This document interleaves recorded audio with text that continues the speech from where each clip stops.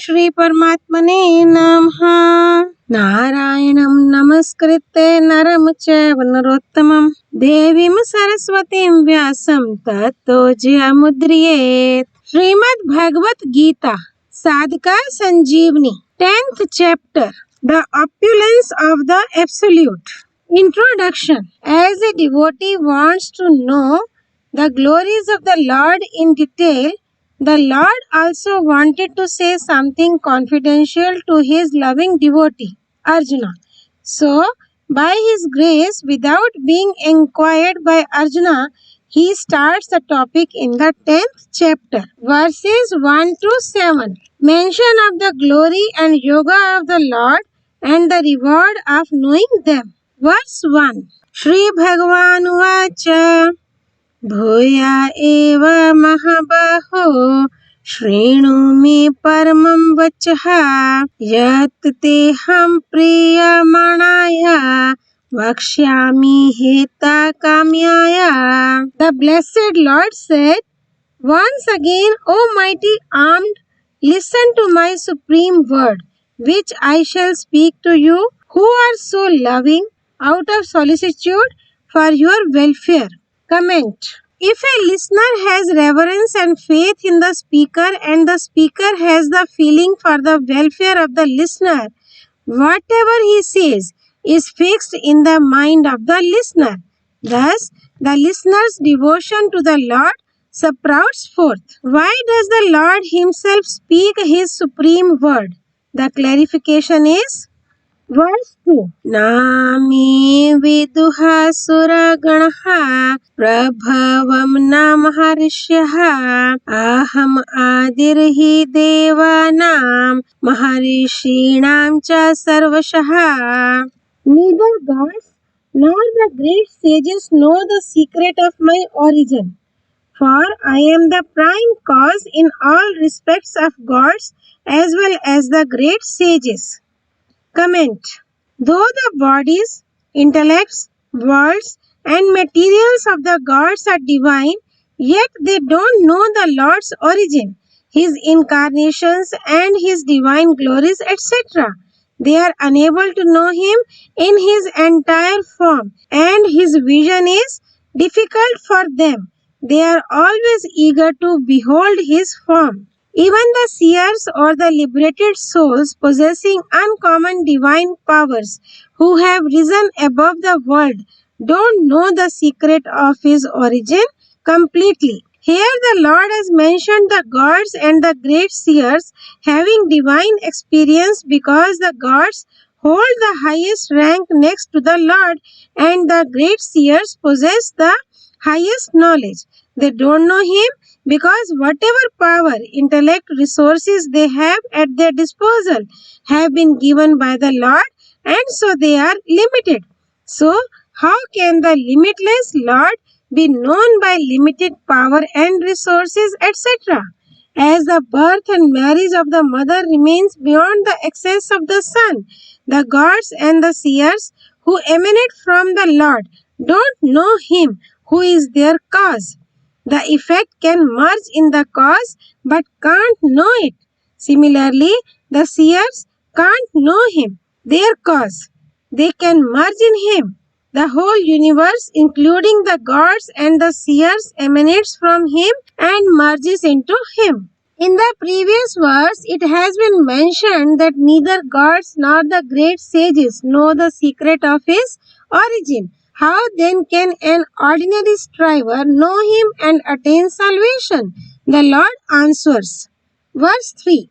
Yo mam ajam anadim cha veti loka maheshwaram asamudha samarteshu sarva papeha parmuchyate. He who knows me as unborn and beginningless, as the great Lord of the world, he, undeluded among men, is purged of all sins. Comment. The Lord is birthless, beginningless, and is the Lord of all the lords. It means that he is imperishable and the supreme sovereign of the world.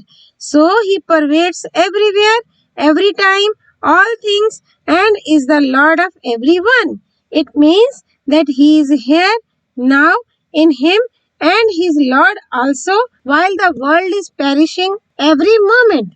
Thus, knowing the reality about the Lord and the world, he renounces his affinity with the world, including the body, and becomes free from the feeling of I-ness and mindness. Thus, knowing the truth, he is no more deluded, and by becoming free from the feeling of I-ness and mindness, he has affinity with the Lord and becomes free from all sins of the present and the past. Mere learning of affinity with God will not serve the purpose. It is to be given practical shape. What is delusion? Delusion means lack of knowledge about the reality. What is reality? The reality is that a man can't be identified with the world and the body, while he can't be separated from the Lord. The man who is free from this delusion can know him endowed with attributes and attributeless, endowed with form and formless in reality, and has not the least doubt about his different forms, sports, secrets, and glories, etc. The Lord in the next three verses explains his supreme word which he mentioned in the first verse. Verses 4 and 5.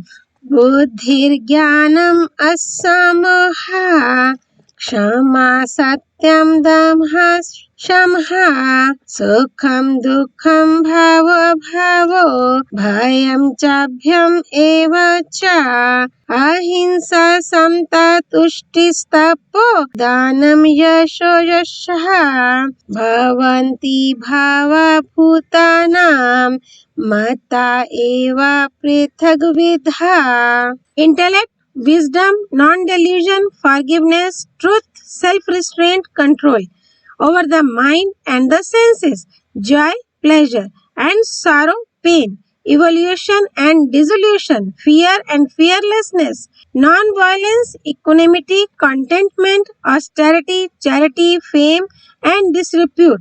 These diverse feelings of creatures emanate from me alone. Comment. Out of the 20 diverse feelings mentioned here, 12 have been mentioned as single and they are born in the mind.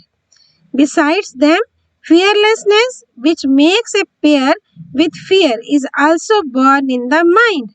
The remaining 7 feelings are contradictory. Out of them, evolution and dissolution, fame and disrepute. These 4 are fruits of previous actions, while pleasure, pain, and fear. These 3 are the outcome of folly. A man is free in wiping out this folly.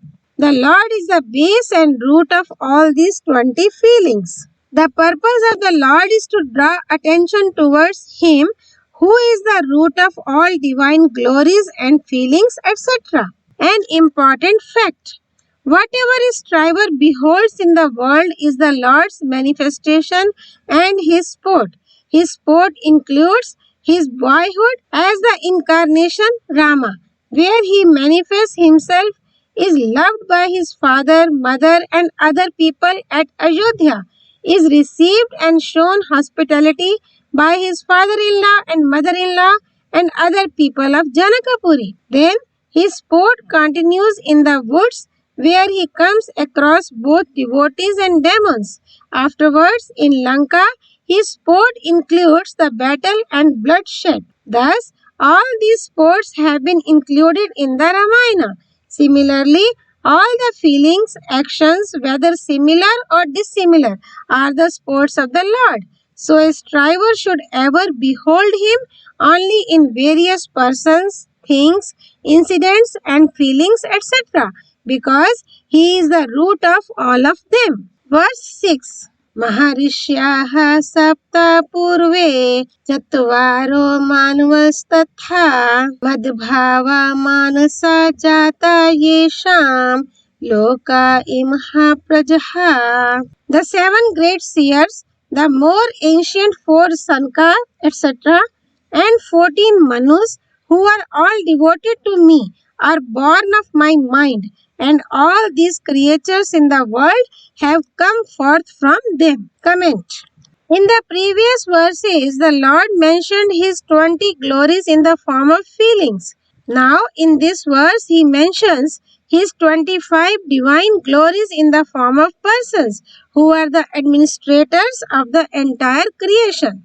The 7 great seers are those who possess 7 qualities. They are long lived, they have revealed the sacred formulas, they are glorious, they possess divine vision, they are learned, they have realized righteousness, and they are the inventor of the Gotras. These 7 seers are Marichi, Angira, Atri, Pulastya, Pulha, Kratu, and Vashishta. They know the Vedas and are known as the annotators of the Vedas. They are the administrators of the creation and are appointed to help Brahma, the creator, in his work. Sanka, Sanandana, Sanatana, and Sanat Kumara were the first to be born of the mind of Brahma after he did penance. They are the manifestations of the Lord. They always remain children of 5 years. They wander in the 3 worlds to promulgate devotion, knowledge, and dispassion. They always utter Hari Sharanam. They refuge in the Lord. They love divine discourses, and so one of them holds divine discourses and the other 3 listen to him. In a day of Brahma, there are 14 Manus. They are Swambhuva, Saurachisha, Uttama, Tamasa, Revata, Chakshusha, Vyavaswata, Savarani, Daksh Savarani, Brahma Savarani, Dharma Savarani, Rudra Savarani, Deva Savarani, and Indra Savarani. They are the creators and activators of the world by carrying out Brahma's orders. There are 2 types of creatures in the world: those born of the contact of the male and the female, and those born of the word, sacred word or sect, or text, or preaching. The former are called Binduja, while the latter are called Nadaja. All the great saints and souls of the past, the present, and the future, following the path of renunciation, as well as Sanka, etc., who were not married, belong to the latter type, while the offsprings born of the 7 great sages and 14 Manus who were married belong to the former type. Now, in the next verse, the Lord explains the fruit of the knowledge of divine glories. Verse 7. Etam vibhutim yogam chamamayo veti tattvataha so avikalpena yogena yujyate natra sansyaha. He who knows in reality this divine glory and power of mind is endowed with unfaltering yoga of devotion. Of this there is no doubt. Comment. Vibhuti stands for God's divine glories and yoga stands for his singular infinite power. All his divine glories are born of him. This is his divine yoga. An important fact. When a man enjoys worldly pleasures, his power is mitigated and the things are destroyed. Thus, there is a double loss.